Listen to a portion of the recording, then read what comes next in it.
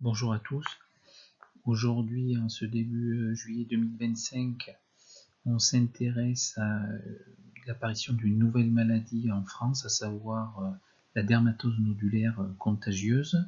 Après avoir décrit quelques éléments d'épidémiologie et la symptomatologie afin de reconnaître la maladie, on évoquera les dispositifs de lutte qui peuvent être mis en place au niveau réglementaire, au niveau de l'État et au sein de nos élevages, ce qu'on peut faire en complément pour aider nos troupeaux. Donc la France a déclaré et confirmé son premier cas de dermatose nodulaire contagieuse le 29 juin 2025 sur la commune d'Entrelacs en Savoie. Il y a 3 foyers qui ont suivi assez rapidement dans la même commune, qui ont été confirmés, donc, et à la date du 7 juillet 2025, la France a donc 4 foyers confirmés de dermatose nodulaire contagieuse. L'Italie avait très récemment également signalé et confirmé ses premiers foyers, donc un en Sardaigne le 21 juin, donc une semaine avant, et le 25 juin en Lombardie. Donc c'était également une maladie qui n'était pas présente en Italie. Par contre, cette maladie était présente de manière endémique dans des pays de l'Afrique subsaharienne, dans les pays d'Afrique du Nord, au Moyen-Orient et en Asie. Il y avait eu à la fin des années 2010 un épisode de dermatose nodulaire contagieuse dans les Balkans et en Grèce, mais il avait été du coup éradiqué. Alors la maladie nodulaire contagieuse, c'est une maladie virale qui est due à un virus de la famille des Poxviridae, du genre Capripox virus. C'est une maladie de catégorie A de la loi de santé animale européenne qui contraint donc les États à une éradication obligatoire. Cette maladie touche les bovins, pour ce qui me concerne, et les zébus et les buffles d'eau. Le mode de contamination majoritaire, c'est la transmission vectorielle via des piqûres de tomox ou de tabanidés, c'est-à-dire de mouches piqueuses ou de thym. À noter que l'on peut également avoir une transmission directe via des sécrétions corporelles ou indirecte via, par exemple, l'abreuvement, l'abreuvoir. C'est possible, mais c'est dans une moindre mesure. Et on peut également avoir une transmission mère-fœtus. C'est possible également dans une moindre mesure. La principale voie reste la transmission vectorielle, et donc dans les modes de propagation, ça va être lié à ce type de transmission-là. Donc la maladie se dissémine via les vecteurs qui se déplacent. Donc ça peut être à un rythme de 7 à 8 km par semaine, ou via les animaux contaminés et les bovins que l'on pourrait déplacer. La maladie, donc la dermatite nodulaire contagieuse, ne présente pas de risque pour l'homme, ce n'est pas une zoonose, l'homme ne peut pas l'attraper, ni au contact des bovins infectés, ni par l'alimentation, ni par piqûre d'insectes qui seraient contaminés, et il n'y a aucun risque à consommer les denrées alimentaires issues de ces animaux. Voyons maintenant quels sont les signes cliniques qui nous permettent de reconnaître la maladie. Donc après la contamination, on a une période d'incubation de 4 à 14 jours, voire un peu plus longtemps parfois, ça peut aller jusqu'à un mois. À l'issue de cette période d'incubation, on a une fièvre qui apparaît assez forte, parce qu'elle peut atteindre 41 degrés, et elle est persistante, elle peut persister 1 à 2 semaines. Bien entendu, cette fièvre est accompagnée d'abattement, de signes généraux et d'abattement, de chute d'appétit, de larmoiement, de jetage au niveau du nez, des écoulements au niveau des yeux, de baisse de production laitière, d'une hypertrophie, c'est-à-dire d'une augmentation des ganglions lymphatiques, et l'apparition de ces signes assez caractéristiques, c'est-à-dire l'apparition de nodules cutanés ou sur les muqueuses, parfois internes, c'est possible, nodules qui peuvent faire une taille donc de 1,5 cm à 6 cm, nodules qui sont assez durs, mais qui ne sont pas douloureux pour l'animal. Ces nodules, ils peuvent également à terme évoluer, se nécroser et donc entraîner de grosses cicatrices au niveau des cuirs et une dépréciation des cuirs. Chez les jeunes, chez les jeunes surtout, on peut également avoir des signes digestifs de météorisation et de problèmes de rumination, et également des signes respiratoires. Lorsque la maladie touche ce qu'on appelle un pays naïf, c'est-à-dire qui ne connaissait pas la maladie, on peut avoir dans la zone 90% des animaux qui peuvent tomber malades, de morbidité, 90% de morbidité, donc c'est le taux de nombre d'animaux qui peuvent tomber malades. En revanche, la mortalité reste relativement faible, et elle peut aller entre 5 et jusqu'à 10% normalement, pas plus de 10%. Voyons maintenant quels sont les dispositifs de lutte. Donc c'est une maladie réglementée à déclaration obligatoire, donc toute suspicion doit être signalée à votre vétérinaire sanitaire. C'est pour ça que j'ai évoqué ces signes cliniques d'alerte qui doivent sur lesquels vous devez être particulièrement attentif. L'autre notion, c'est que lorsqu'on a un animal malade, il n'y a aucun traitement spécifique conventionnel. On fait du soutien, mais en fait, les contraintes réglementaires nous obligent, lorsque l'on a un élevage qui est déclaré infecté, à réaliser un dépeuplement de l'élevage. Donc il n'y a pas de traitement qui est mis en place. Les autorités sanitaires mettent en œuvre, lorsqu'il y a un foyer, comme c'est le cas en Savoie, une zone réglementée, donc à savoir en premier cercle 10 zones de protection de 20 km et une zone de surveillance sur les 30 km plus loin. Dans ces zones-là, on met en œuvre des mesures de biosécurité qui a trait en fait à une restriction dans la circulation des animaux, bien entendu, et donc c'est-à-dire qu'on va maintenir les bovins à l'écart des autres espèces, limiter le déplacement des bovins, voire interdire le déplacement des bovins. Donc ça a un impact sur la vente des veaux, des broutards, limiter l'accès des personnes, limiter l'accès aux élevages, aux personnes qui sont uniquement indispensables à la conduite, porter des vêtements spécifiques, lutter contre les insectes présents dans le bâtiment, aux abords, nettoyer, désinsectiser, désinfecter les moyens de transport et les équipements qui sont à l'entrée de l'élevage. Toutes les personnes qui entrent et qui sortent de l'élevage doivent subir une désinsectisation et une désinfection. Les cadavres doivent être stockés dans des conteneurs étanches. Donc, si on revient sur la limitation des mouvements des animaux, ça c'est quand même très important. Les foires sont bien entendu interdites, les marchés, les rassemblements d'animaux de bovins sont interdits.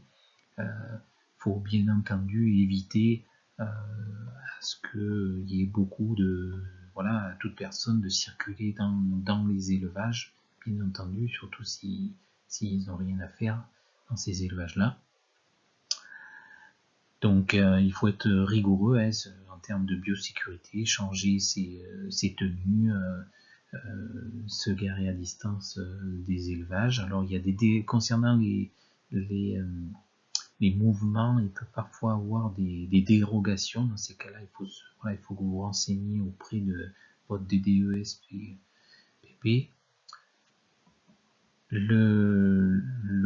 On a aussi, quand je parlais de mesures de surveillance renforcée, c'est que lorsque l'on est dans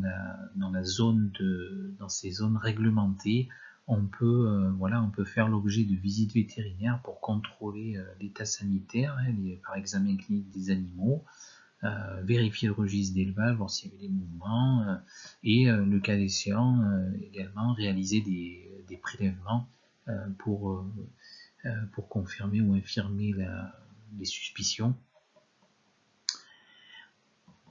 Voilà. Parmi les autres mesures de biosécurité, il est interdit normalement d'épandre le fumier ou d'utiliser les cuirs et les peaux de ces animaux-là. Alors, parmi les outils de prévention médicale, la vaccination existe. Les vaccins existent. C'est ce qui avait été mis en œuvre en Grèce et dans les Balkans à la fin des années 2010 pour lutter contre la maladie. Alors cette vaccination existe, mais elle est soumise à autorisation de l'Union européenne. Alors là, actuellement, normalement, la demande a été faite, mais pour l'instant, à date, il me semble qu'on n'a pas encore le retour. Et concernant la prévention sanitaire, elle va reposer donc sur tout le respect des mesures de biosécurité que je viens d'évoquer, à savoir surtout la circulation des animaux et des personnes, et limiter les nuisances des vecteurs.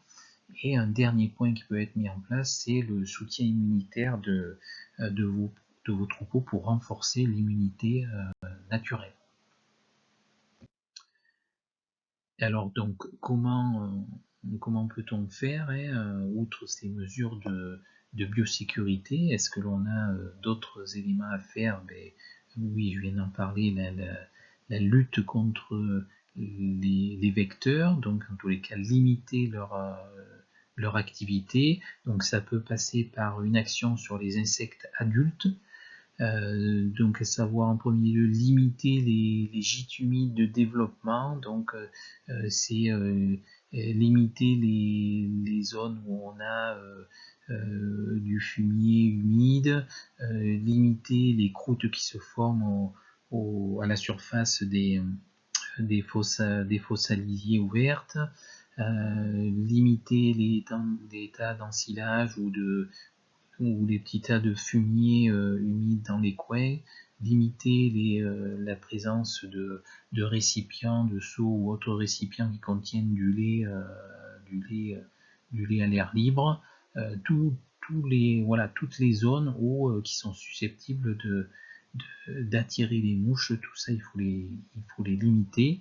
Ensuite, vous pouvez mettre en place des pièges à mouches ou à thon. Donc aux abords des bâtiments, si vous avez des animaux qui rentrent et qui sortent, mais il existe également des dispositifs pour les pâturages. Alors ils sont pas très utilisés chez les bovins, mais ça peut exister. Ça garantit pas qu'il n'y ait plus du tout de mouches, mais c'est une aide. Chaque élément est en fait une aide. Et dans le bâtiment, aux abords dans le bâtiment, lorsque vous avez des animaux qui rentrent, par exemple en salle de traite, il ne faut pas hésiter à utiliser aussi des dispositifs pour attraper les mouches, avec des bandes collantes ou des tue-mouches, plus électriques ou non, pour essayer de limiter la prolifération de ces insectes. Le deuxième axe, c'est agir sur les larves. Alors là, on arrive un peu tard dans la saison. C'est sûr qu'on a plus d'impact si on agit très tôt dans la saison, dès février-mars, mais quoi qu'il en soit, il peut être encore, voilà, et c'est encore intéressant de le faire dans certains élevages. Si vous êtes sur voilà, litière accumulée, il faut faire attention, il faut curer plus fréquemment, il faut stocker les effluents à distance des animaux ou couvrir le fumier. C'est voilà, pas toujours facile, mais c'est des choses qui peuvent être faites. Dans le bâtiment, vous pouvez utiliser des larvicides biologiques ou des voilà, ou des dispositifs MIDI-GEP. Alors bien entendu, je répète, c'est des dispositifs qui fonctionnent beaucoup mieux quand on les débute en tout au commencement de la saison. Au commencement de la saison, on sera nettement plus efficace. Donc limiter l'activité des vecteurs, on a vu qu'on peut agir sur les insectes, sur les larves, et on va également agir sur nos animaux, sur les bovins, et ceux qui veulent utiliser des dispositifs naturels, vous pouvez appliquer des répulsifs comme le répulsif insecte confort des ruminants au pré, une association de plantes et d'huiles essentielles insectifuge que vous mettez sur la peau du dos de l'animal, pour une vache adulte c'est 50 ml, et que vous allez renouveler. On a quand même une rémanence pendant quelques semaines, vous allez le renouveler du coup toutes les 3-4 semaines. Donc à côté en parallèle de ce premier axe qui est l'action sur l'activité des vecteurs, vous pouvez également agir sur les défenses immunitaires naturelles des animaux pour qu'ils soient plus résistants. Donc au préalable, bien entendu, il faut que les animaux soient avec un bon état corporel, enfin un état corporel satisfaisant par rapport à leur stade physiologique. Donc ça passe par une alimentation qui est équilibrée en quantité et en qualité. Une nécessité absolue de ne pas avoir de carence en oligo-éléments et donc de les corriger absolument. C'est indispensable si vous voulez déjà partir sur de bonnes bases pour que vos animaux fonctionnent bien et que leur immunité fonctionne bien. Voire même renforcer l'apport en oligo-éléments, faire ce qu'on appelle une supplémentation, car pendant cette phase critique, on a des besoins augmentés en oligo-éléments. Alors vous pouvez utiliser donc la formulation oligobov granulé chez les bovins adultes, qui est tout à fait indiqué pour faire ce qu'on appelle cette supplémentation, qui est un complexe d'oligo-éléments donc hyper concentré et hyper assimilable, parce que on a des sels d'oligo-éléments assez particuliers à l'intérieur. Donc si vous avez un doute sur le statut en oligo-éléments, vous pouvez commencer à faire une distribution pendant 5-7 jours, 30 grammes par jour pour un bovin adulte, et après vous passez à une distribution d'entretien de 2 fois par semaine. Du coup, pendant un peu la période à risque, là en ce moment je pense qu'il faudra le faire au moins pendant 2-3 mois. Si le statut en oligo-éléments est correct et que l'on veut faire uniquement une supplémentation, vous pouvez passer directement à la phase d'entretien, c'est-à-dire vous attaquer directement à 2 fois par semaine. Ceux qui ne peuvent pas utiliser ce dispositif que l'on doit mettre à l'auge, ces petits granulés, vous avez la possibilité de recourir aux produits sous forme de bolus, un bolus utilisable en agriculture biologique comme l'oligobov ou l'oligogénie 180, qui vous permet un délitement pendant 6 mois. Donc là, ça vous couvrira pendant toute la période à risque et même un peu plus. Donc une fois que vous avez ces préalables qui sont faits, si vous voulez agir de manière plus spécifique sur l'immunité naturelle, sur la fonction immunitaire de vos animaux, vous pouvez recourir aux plantes fonctionnelles, immunostimulantes et toniques. Donc ça c'est pour, on va stimuler l'immunité, ce qu'on appelle non spécifique, donc vous ferez d'une pierre plusieurs coups, parce que c'est pas une immunité qui est, on va dire, spécifique de la dermatose nodulaire contagieuse. Mais si vous voulez utiliser cette méthode naturelle, la formule la plus adaptée va rester là, le mix SCI, soutien des capacités immunitaires, que vous pouvez retrouver soit en poudre ou soit en granulé, et donc que l'on va utiliser, on va distribuer dans la ration une fois par jour pendant 10 jours. Donc ça c'est tout à fait réalisable pour les gens qui ont des animaux qui rentrent à la traite tous les jours. Donc chez une vache par exemple de type abondance ou tarine, vous donnerez du coup une 50aine de grammes par jour pendant 10 jours. Donc on a un effet pendant quelques semaines de cette stimulation. Donc pour maintenir cet effet, vous pouvez renouveler la cure à peu près 8 à 10 semaines plus tard, si le risque persiste toujours. Donc du coup, si on met ça sur un calendrier, pour les animaux, les bovins là, qui ont la possibilité de rentrer tous les soirs à la traite et qui peuvent du coup recevoir une complémentation à l'auge, vous allez faire donc une complémentation. Si vous la commencez maintenant début juillet, on sait que donc la période d'apparition de la dermatite nodulaire contagieuse, c'est arrivé à la fin du mois de juin. Donc la première complémentation, vous pouvez la faire courant juillet, et après il faudra en faire une autre courant septembre ou fin septembre, ce qui vous permettra de tenir après jusqu'à la période normalement hivernale. Pour ceux qui ont des animaux qui ne reçoivent pas de complémentation à l'auge, ça peut être le cas de certaines catégories de génisses ou de vaches allaitantes ou de vaches taries. Vous pouvez utiliser le mix SCI, du coup prendre la version poudre que vous allez mélanger avec du sel et laisser en libre service. Donc pour ce faire, il faut commencer par retirer la pierre de sel, il faut mélanger 30 à 40% de mix SCI poudre avec 60-70% de sel fin, et vous laissez à disposition en libre service les animaux 7 à 10 jours par mois. Alors il y a des avantages et des contraintes à chaque méthode, également au libre service. Donc cette méthode-là en libre service, elle est soumise à une consommation, on va dire, volontaire des animaux.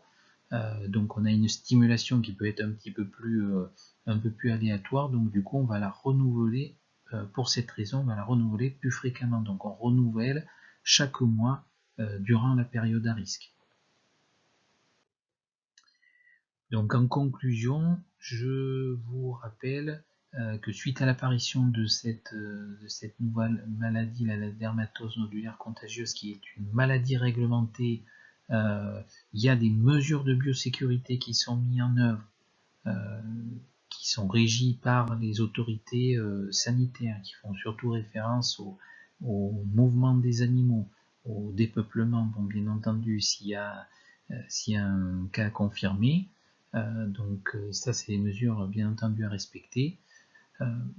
Et après, vous, si vous êtes, que vous soyez dans la zone de surveillance ou en dehors de la zone réglementée, vous pouvez aider vos troupeaux en limitant l'activité des vecteurs, mais ça fait partie normalement des mesures de biosécurité, et également en soutenant l'immunité naturelle et les défenses immunitaires de votre troupeau via des plantes fonctionnelles que l'on peut retrouver dans le mix XCI, et via une supplémentation en oligo-éléments également. Donc si vous avez une question ou besoin de compléments d'information, n'hésitez pas à nous contacter. Voilà, bon courage à tout le monde, au revoir.